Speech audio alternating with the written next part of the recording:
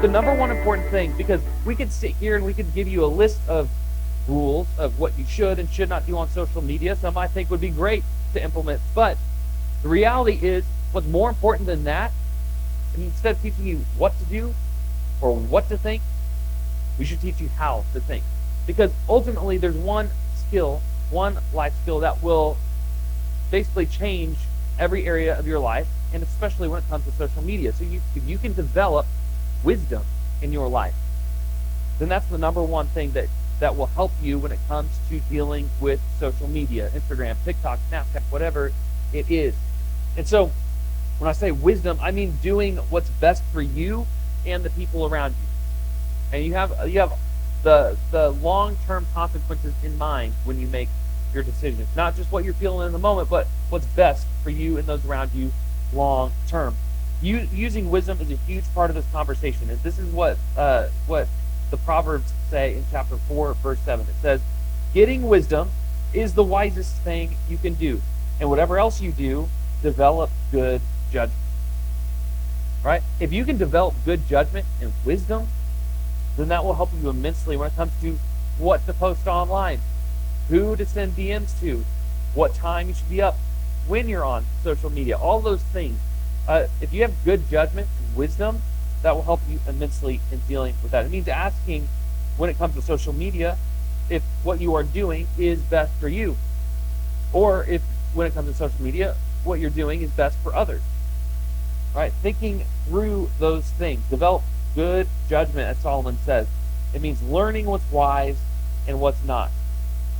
So, being able to deal with social media well starts with being wise, choosing to be wise, and learning what it means to be wise, especially as it comes to this topic. So, you got just a couple more questions for this first part, and then leaders, when you're done with these next couple questions, we're going to skip the second experience for that part, and we're going to move on to the next one for time's sake.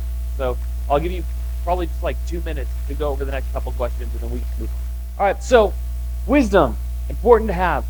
Next important thing we need to talk about when it comes to social media is this idea of individual rights, right?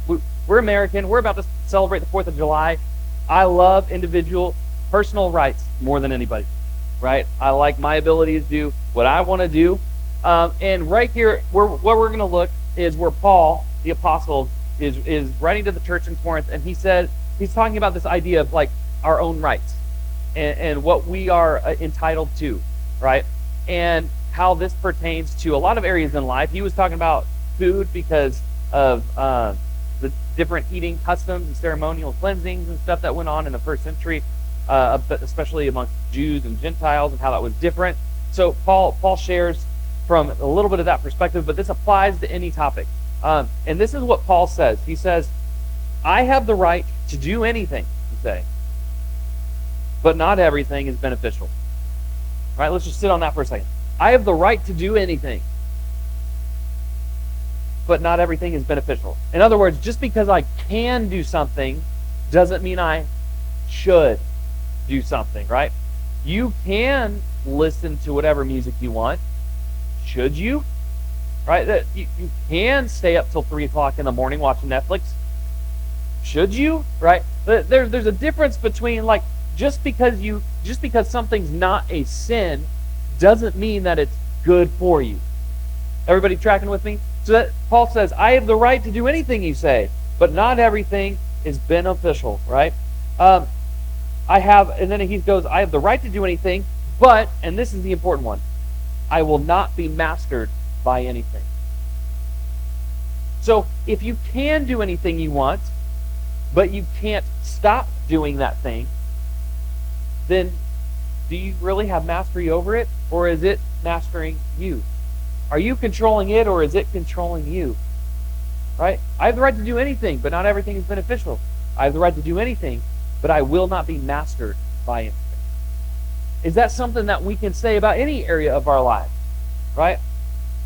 I have the right to eat, 10 cookies and drink soda all day and no water. I can do that. Should I do that? Am I being mastered by sugar?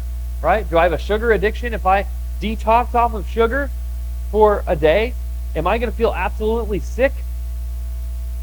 You might be addicted. And just a hint, we're probably all addicted to that, right? But the reality is, and that's why I think God talks about the importance of fasting, right? It is removing yourself from the things that you are so dependent on so that you can specially hear from God. If we are so controlled by or compulsed by our social media or phone screen addiction, and this doesn't have to be just the traditional social media, this could be YouTube, any platform that you are glued to for an unhealthy amount of time, does it have mastery over you? Right? I joke about this all the time. Probably the biggest thing I should fast from is coffee, because it's the one thing I don't think I could actually ever give up. Right? If you can't give it up, it's probably the thing you should fast from. Right? If you know something's unhealthy, but you go, oh, well, I could stop anytime. Okay, do it. I dare you. See if you can.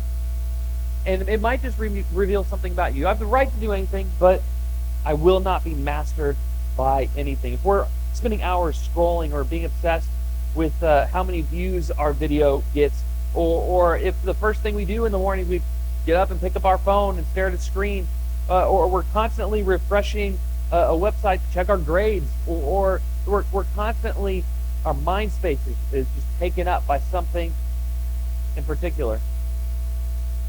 Are we mastered by it? That's a good question to ask. So don't let social media control you. Number one, learn wisdom. Number two, don't be mastered by anything. Don't let social media control you, all right? You're going to finish discussing that for a second, and then, I'm sorry, I've just got to give you like 2 minutes to discuss this real quick, and then we got to move on to part 3. I'm going to move on to our last discussion point, and then you guys are going to close it up anyway, so I'll let you revisit anything that you didn't get time to get back to if you want to. But I want to give you the part 3 real quick, okay? And part 3 has to do with something that applies on and offline. And this has to do with our words, the way we use our tongue. James, the half-brother of Jesus, he has something important to say about this. He says in James chapter 3, verses 5 and 6, he says, in the same way, the tongue is a small thing that makes grand speeches, but a tiny spark can set a great forest on fire. And among all the parts of the body, the tongue is a flame of fire. It is a whole world of wickedness, corrupting your entire body. It can set your whole life on fire, for it is itself set on fire by hell. Right? That's pretty dramatic wording, right? Like, is hell a cuss word? Can you say? No, it's a place. He's saying basically your tongue has the ability to destroy somebody or destroy something, destroy a relationship. Your tongue is so small, but it can set the whole world on fire, right? Words matter. They matter offline, and they especially matter online. So what you say about people on social media, what you're saying to people in their DMs when you think it's just you and that person, right? Well, what you put on the screen through your fingers is just as important, if not more important, than what actually comes out of your mouth, because then it's permanent. It's out there online. People can revisit and see it. If you call someone a name, that hurts, and they might remember it for the rest of their life, but they don't have to visibly be reminded by it every time they whip out their phone, right? I don't have to tell you about cyberbullying. This happens all the time. It's terrible. But let me expand your thinking. Your words don't just apply to the mean things you could say to somebody online. It could also, this goes hand in hand with the way you think about other people's perspectives when you post. Okay? Quick example. I'm not a huge social media guy. I was like 3 years behind the curve when Facebook came out, and I was late getting on it. And I had to have my peers teach me how to use it on my desktop computer because I didn't even have a smartphone. It was like back in the ancient days, okay? Back before, you guys were in diapers when this happened, okay? Probably actually before you guys were born. So this, before most of you in this room were born. So it's been around a while. But let me tell you something. I don't post hardly at all anymore for a lot of reasons. One, being kind of what I mentioned earlier during that game, only God is all-powerful, all-knowing, and all-present, right? We're not meant to have that power in our phones deceive us into thinking we can be God and be everywhere at once. We can't, okay? I think it promotes incredibly unhealthy comparison. So I used to like post like whenever we'd get together with friends or whatever, just because, hey, this is our life and this is a fun night we had. Cool. Now I'll take a picture, but I'm not going to post it anywhere. Why? Well, because I don't want so and so to feel left out. Right? I have other time that I spend with that person, but right now I'm spending time with this person. I can't be with everybody at the same time. I don't want somebody feeling like they got shorted, right? I'm thinking about other people's perspectives when I post or don't post, right? It's not just about the words I say, but putting myself in other people's shoes. So thinking about the words that we say when we post and when we post, what we post, these are incredibly important to have wisdom when it comes to how we use it, right? Have good boundaries and not just be so careful about our rights, but being careful about what controls us, right? And then also being careful about specifically the words that we say and the things that we post when we do post.